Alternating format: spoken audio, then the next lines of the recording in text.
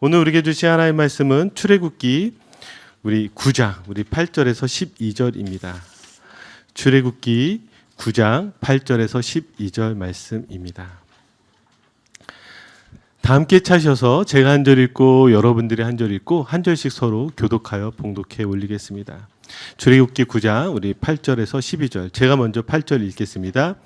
여호와께서 모세와 아론에게 이르시되 너희는 화덕에 제 두 움큼을 가지고 모세가 바로의 목전에서 하늘을 향하여 날리라. 9절 여러분, 제가 애굽 온 땅에 티끌이 되어 온 땅의 사람과 승에게 묻어서 악성 종기가 생기리라.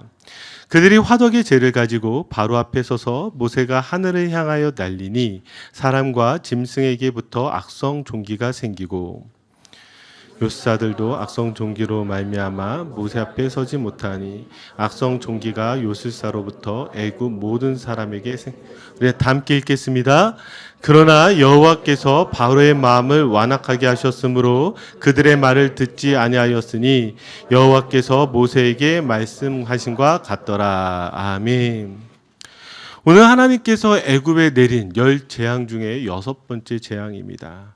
10재앙을 여러분들이 보시면 점점 더 그 피해가 커져가는 것을 알 수가 있습니다.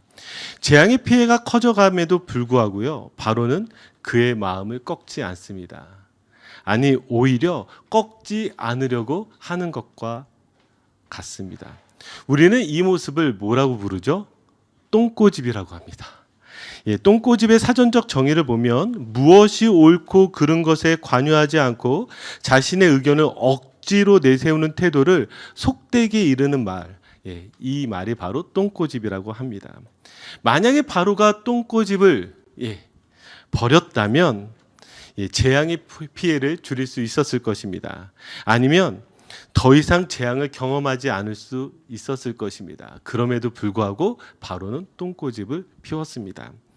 우리의 인생에서도 바로와 같이 하나님이 이렇게 말씀하실 때에 똥꼬집을 부릴 때가 있습니다. 여러분 어떠하십니까? 자, 그래서요, 우리 한번 옆 사람에게 이렇게 인사하고 말씀을 좀 나누었으면 좋겠습니다. 똥꼬집을 버립시다.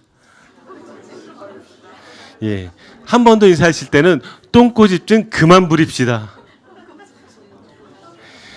좀 찔리시는 분들이 계신 것 같아요. 자, 이제 6번째 재앙이 어떻게 되는지 한번 말씀을 볼게요. 8절, 9절 제가 읽어드릴게요.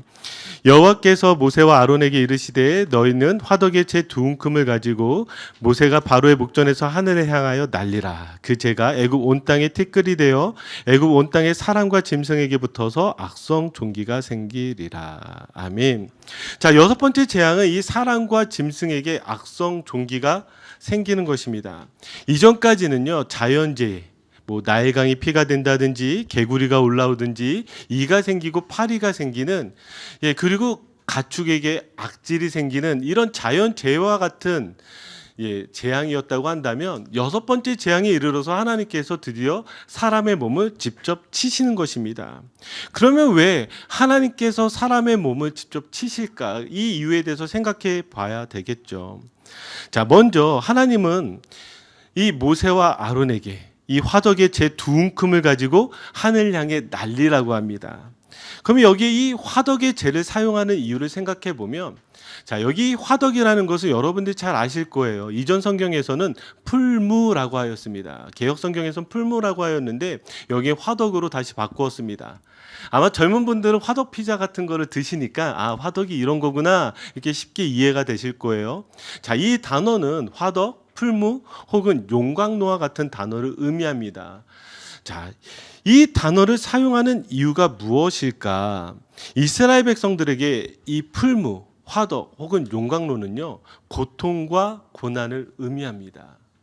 출애굽기 1장을 보면 이들은 이 애굽에서 노예로 살아가야만 했죠. 늘 이 용광로 앞에서 그들은 살아가야만 했습니다. 그래서 이 풀무라는 단어만 들어도 이들은 고통이 떠올랐을 거예요. 그리고 이 풀무의 재만 보아도 재와 같이 되어져 버린 자신들의 모습을 보게 되었을 것입니다. 자, 이렇게 이야기 드릴 수 있는 이유는 신명기 4장 20절, 열왕기상 8장 51절을 보세요. 여기에 이 애굽을 이야기하는데 다 무엇과 같이 이야기하죠? 새 풀무불 곧 애굽에서 인도하여 내사. 주께서 철 풀무 같은 애굽에서 인도하여 내신, 다 이 풀무가 무엇을 뜻하겠어요? 애굽에서 그들이 노예로 지내면서 고통과 고난 가운데 있었다라는 것을 우리가 잘 알 수가 있습니다. 자, 그런데 이 재를 어디를 향해 뿌리라고 이야기하죠? 하늘을 향해 뿌리라고 이야기합니다. 하늘이라고 이야기했을 때 1차적으로 우리가 보는 이 하늘이기도 하지만 성경에서 이 하늘이라는 단어를 쓰면 이 하늘은 무엇을 뜻하죠? 하나님이 계신 곳이에요. 하나님의 보좌입니다. 그러니까 지금 이 풀무에서 재와 같이 되어져 버린 이 이스라엘이 하늘 향해서 뿌려졌을 때 다시금 하나님의 보좌 가운데서 새롭게 되어진다라는 것을 우리가 알 수가 있는 것이죠. 자, 이제 이 하늘 향해서 재를 뿌렸는데 어떤 일이 일어났죠? 바로 동물과 그리고 사람에게 악성종기가 생깁니다. 이 악성종기라는 말이 개역성경에서는 독종으로 나와 있죠. 이 히브리어를 보시면 쉐힌이라는 단어를 사용하고 있는데 이 쉐힌이라는 단어는 어떤 뜻을 가지고 있냐면 부풀어 오르다, 터지다, 그런 뜻을 가지고 있습니다. 그냥 단순하게 간지러운 정도를 뜻하는 피부병을 이야기하는 것이 아니라 이것이 부풀어 오르고 터져서 사람으로 하여금 혹은 동물로 하여금 너무나 괴롭게 만드는 것이 바로 여기에 나와 있는 이 악성종기입니다. 성경에서 특별히 이 악성종기가 나와 있는 사람을 우리가 알 수가 있는데 그 사람이 욥이에요. 한번 욥을 볼까요? 자, 욥기서 2장 7절 8절 우리 같이 읽겠습니다. 시작. 사탄이 이에 여호와 앞에서 물러가서 욥을 쳐서 그의 발바닥에서 정수리까지 종기가 나게 한지라. 욥이 재 가운데 앉아서 질그릇 조각을 가져다가 몸을 긁고 있더니. 아멘. 자, 욥이 여기 발바닥에서 정수리까지 무엇이 났다고 하죠? 종기가 났다고 합니다.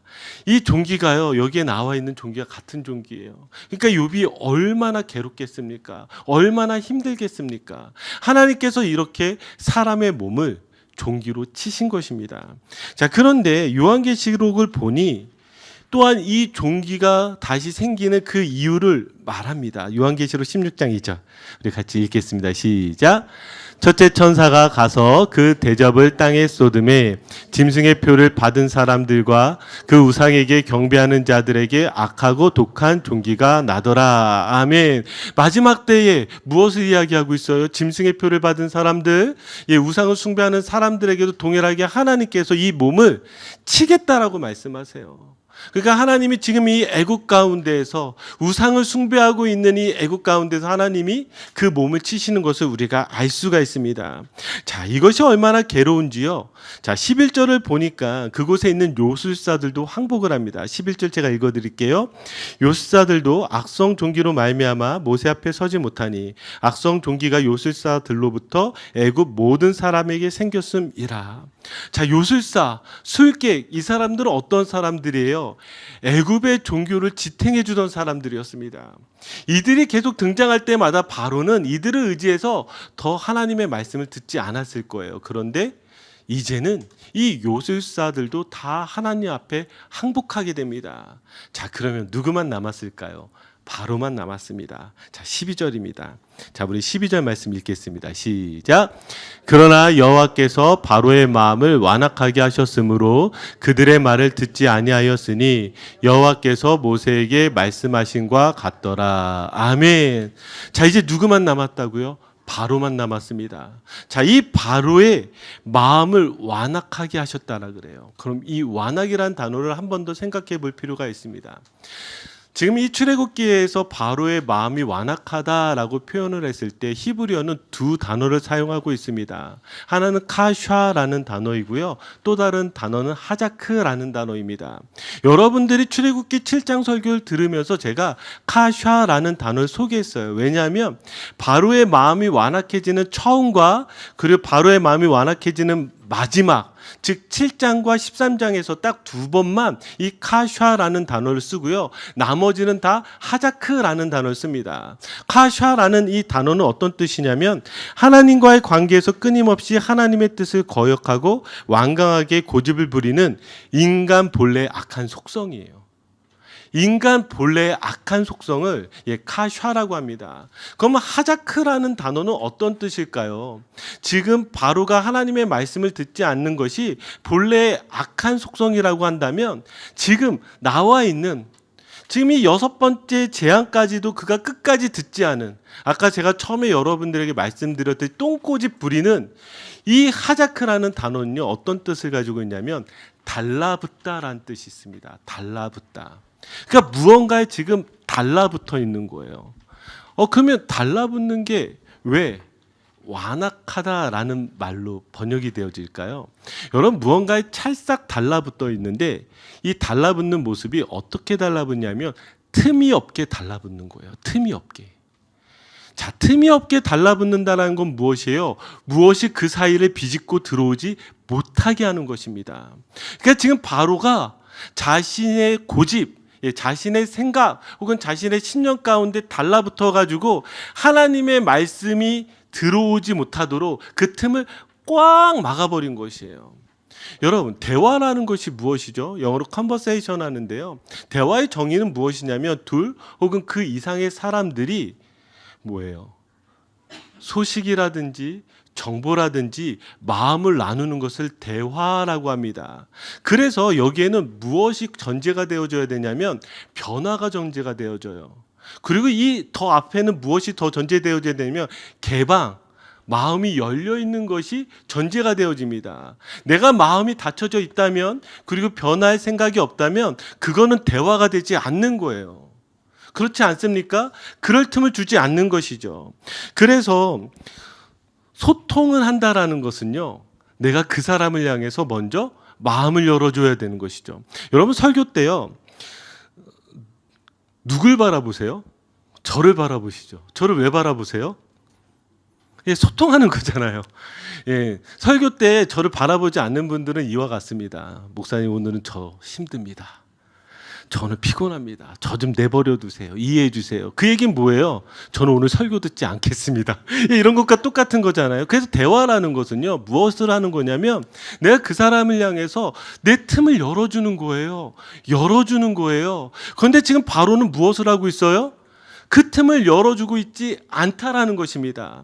자, 이 완악이라는 단어를 좀 더 죄와 연결을 해서 한번 생각해 보았으면 좋겠는데요. 이 죄라는 이 한자어를 보시면, 자, 이 죄의 위가 무엇이죠? 그물입니다. 그리고 그 밑이 비행이에요. 그러니까 비행이 그물 가운데 갇혀 있는 것이 바로 죄라고 하는 것이죠.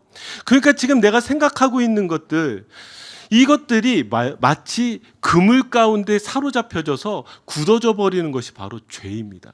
여러분들의 잘못된 행동들이 변하지 않고 그물 가운데 갇혀져 있는 것이 바로 죄입니다. 그래서 이 완악에서 이 완자가 완고할 완자잖아요. 절대로 변하지 않겠다라는 거예요. 여러분들은 어떠하십니까? 바로 여러분들이 바로 그런 마음들에 있다면 오늘 돌이키셔야 돼요. 하나님은 지금 아까 말씀을 보니까 지금 완악인데 완악하게 하셨다라고 합니다. 좀 더 정확하게 번역을 하자면 완악하게 내버려 두셨다예요. 한번 볼까요? 로마서 1장 28절을 보면, 자, 우리 같이 이 말씀 읽겠습니다. 시작. 또한 그들이 마음에 하나님 두기를 싫어하매 하나님께서 그들을 그 상실한 마음대로 내버려 두사 합당하지 못한 일을 하게 하셨으니. 아멘. 하나님께서 지금 이들을 어떻게 두고 있어요? 상실한 마음대로 그냥 내버려 두셨어요. 그러니까 이들이 뭐 하고 있어요? 합당하지 않은 일들을 하고 있는 거예요. 우리에게 있어서 가장 큰 어쩌면 재앙은 무엇인 줄 아십니까? 하나님께서 나를 그냥 내버려 두시는 거예요. 내 마음을, 내 귀를 그냥 내버려 두시는 거예요. 그래서 내 마음과 내 귀가 죄의 그물 가운데 사로잡혀 가지고 거기에서 더 이상 벗어나지 않는 것, 이 완악함이 그대로 내버려 두는 것, 성경은 이것이 가장 우리에게 큰 하나님의 무엇과 같다? 죄악과 같다라는 것이죠. 여러분 마음은 어떠하십니까? 여러분들은 잘 듣고 계십니까? 여러분, 이 듣는다라는 것은 너무나 중요합니다. 지금 우리가 보고 있는 것이 이 출애굽기의 바로이지만 여러분들이 창세기에 나타나는 바로를 보시면 똑같이 하나님의 말씀을 들었지만 변화된 바로와 변화되지 않은 바로를 볼 수가 있습니다. 자, 창세기 12장 우리 17절 18절 말씀 볼까요? 자, 우리 한번 같이 읽겠습니다. 시작. 여호와께서 아브라함의 아내 사레의 일로 바로와 그 집에 큰 재앙을 내리신지라. 바로가 아브라함을 불러서 이르되 내가 어찌하여 나에게 이렇게 행하였느냐? 내가 어찌하여 그를 내 아내라고 내게 말하지 아니하였느냐? 아멘. 자, 지금 바로의 집 가운데 큰 재앙이 일어납니다. 큰 재앙이 일어나는 이유는 무엇일까요? 아브라함이 거짓말을 하여서 아브라함의 아내를 취하게 된 거예요. 그러니까 하나님께서 이 바로에게 재앙을 내렸습니다. 그러니까 바로가 이 18절을 보니까 이렇게 이야기하는 거예요. 내가 어찌하여 나에게 이렇게 행하였느냐? 내가 어찌하여 그를 내 아내라고 내게 말하지 아니하였느냐? 자, 그러면서 바로는 무엇을 하죠? 아브라함을 다시 돌려보내줍니다. 자, 그러니까 지금 이 재앙이 멈추게 된 거예요. 이 재앙이 끝나게 된 거예요. 근데 출애굽기에 나타나는 바로는 어떠하죠? 지금 벌써 6번째 하나님께서 계속해서 내 백성을 보내라, 내 백성을 보내라, 내 백성을 보내라 하지만 이 바로는 듣지 않는 거예요.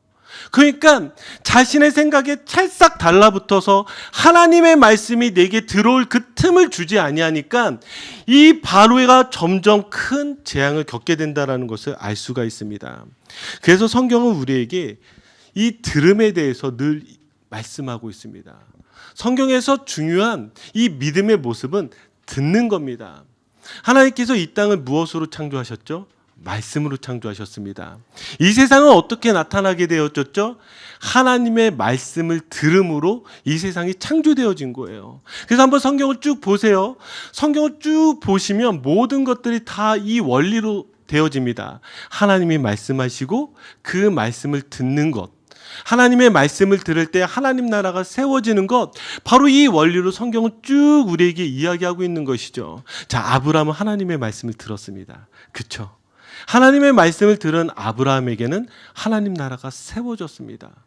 그러나 이스라엘은 하나님의 말씀을 듣지 않았습니다. 그러니까 그런 이스라엘 향해서 하나님은 선지자들을 보내서 끊임없이 말씀하셨습니다. 들으라 이스라엘, 귀 있는 자는 들을지어다. 자, 예수님은 어떠하셨을까요? 예수님도 이와 같이 귀 있는 자는 들을지어다 이렇게 말씀하셨어요. 그러니까 성경 안에서는 끊임없이 우리에게 이렇게 말씀하신 거예요. 하나님이 우리에게 말씀하시고 우리는 그 말씀을 들을 때에 내가 살게 되고 내 안에 하나님 나라가 세워진다라고 명확하게 이야기하고 있는 것이죠.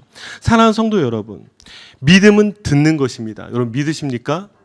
그 말씀이 내 귀에 들려야 되고 그 말씀이 내 마음 가운데 머물러야 되고 그 말씀이 내 삶 속에서 나타나는 그 들음이 일어날 때에 여러분들의 믿음이 더욱더 성숙되어지고 성장되어지는 것이죠. 자, 그럼에도 불구하고 우리가 이 들음이 잘 되지 않을 때가 있습니다. 그래서 이 들음이 무엇과 연결되는지 여러분들이 보셔야 되는데 한번 보세요. 민수기 14장 22절 24절을 보시면 먼저 22절 23절 우리 같이 읽겠습니다. 내 영광과 애국과 광야에서 행한 내 이적을 보고서도 이같이 10번이나 나를 시험하고 내 목소리를 청종하지 아니한 그 사람들은 내가 그들의 조상들에게 맹세한 땅을 결단코 보지 못할 것이요 또 나를 멸시하는 사람은 한 사람도 그것을 보지 못하리라. 자, 여기 이 말씀에 뭐라 그래요?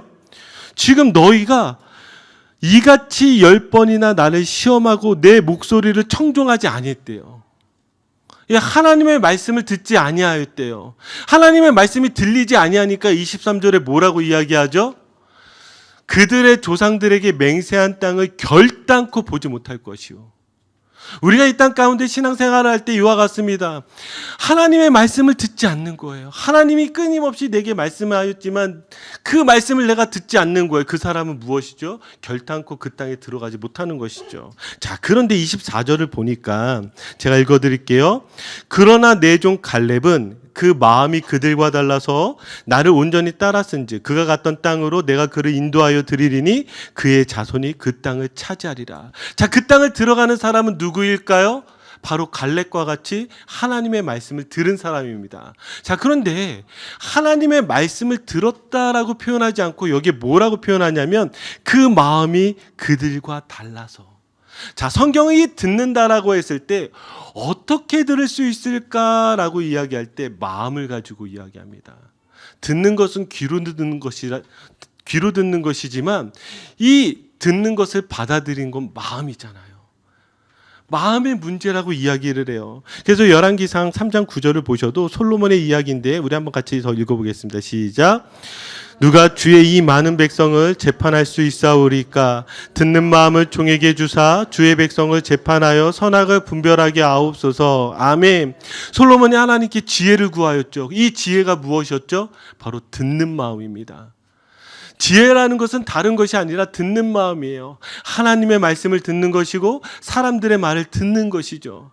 내게 듣는 마음을 주십시오. 내게 듣는 마음을 주십시오. 이것이 바로 우리에게 필요한 것이죠. 그럼에도 불구하고 우리들의 마음이 늘 하나님의 말씀을 잘 받아들여지지 않아요. 너무나 오랫동안 죄 가운데 사로잡혀 있다 보니 우리의 마음이 굳어져 있는 것이죠. 그럼 어떻게 하면 이 굳어져 있는 마음이 부드러워지게 될까요? 자, 에스겔서 36장 26절입니다. 자, 우리 같이 읽겠습니다. 또 새 영을 너희 속에 두고 새 마음을 너희에게 주되 너희 육신에서 굳은 마음을 제거하고 부드러운 마음을 줄 것이며. 아멘. 그래서 굳어져 있는 우리 마음 가운데 부드럽게 해주시겠다라고 하나님께서 말씀하셨어요. 자, 무엇으로 부드럽게 해주실까요? 성령님을 통해서 우리들의 마음을 부드럽게 해주시겠다라고 하나님께서 말씀하시는 것입니다. 그래서 우리에게 필요한 것이 무엇이냐? 바로 성령님이에요. 여러분들 안에 말씀의 은혜가 있는 사람들은 그 안에 성령님께서 일하시기 때문입니다. 여러분들의 삶 속 가운데서 하나님의 말씀에 순종할 수 있는 이유는 그 안에서 성령님께서 일하시기 때문입니다. 오늘 이 시간에도 여러분들 가운데 성령님께서 일하시기 때문에 하나님의 말씀이 내게 들리는 것입니다. 자, 그렇다고 한다면 우리의 신앙이 어떻게 되어져야 될까요? 하나님, 내 마음을 부드럽게 바꿔주십시오. 세상을 살다 보니 마치 여기에 나와 있는 이 표현과 같이 풀무와 같은 이 세상, 이 용광로와 같은 이 세상을 살다 보니 재처럼 남아버렸습니다. 재처럼 남아버린 내 마음이 하나님 다시금 성령님을 통하여 부드럽게 하여 주시고 말씀으로 살게 하여 주시옵소서. 이것이 바로 우리가 구해야 되는 믿음일 줄 믿습니다. 자, 사랑하는 성도 여러분, 바로는 끝까지 완악하여 이 재앙을 피하지 못했습니다.